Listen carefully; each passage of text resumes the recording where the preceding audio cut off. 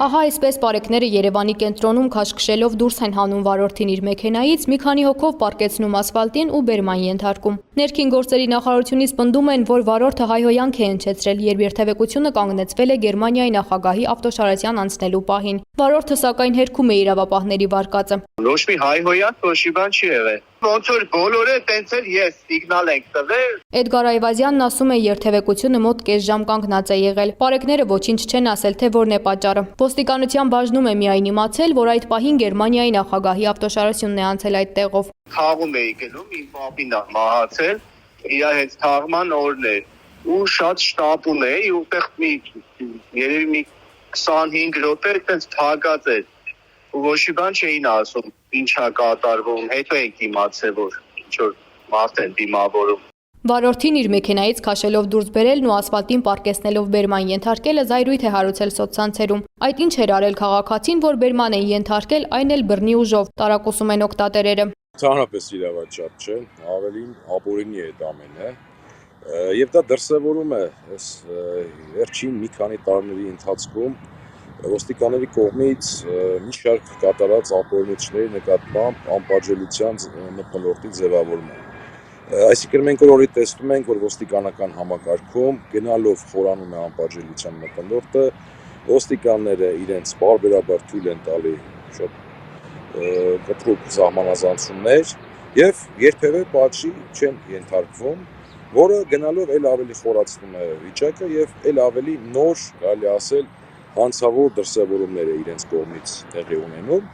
եւ երկրորդը դա կարելի ասել, որ արվում են նմանատիպ գործողություններ որպես մեսիջ քաղաքացիներին, որ տեսեք չհամարձակվեք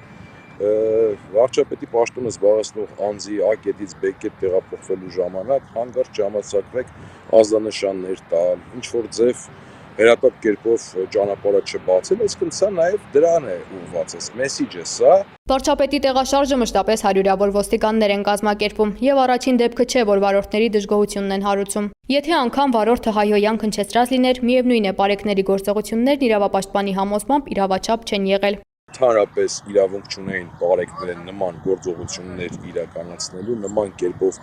ձերբակալելու եւ գիտեք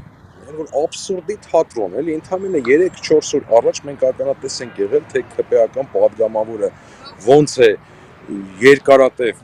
ժամանակահատվածում նմանատիպ իրական հայհոյանքներ տալիս եւ ինչպիսի պահվածք է դրսևորվում, կամ նույնն էլի տեսանյութերում Գյումրիի մենք տեսնում ենք, որ այլ անձինք, իշխանահաճո անձինք էլի հայհոյանքներ էին անում, բայց նրանց որևէ ոստիկան չէր համարձակվում մոտենա, նույնիսկ հորդորել, որ նմանատիպ քայլեր չարվի։ Սա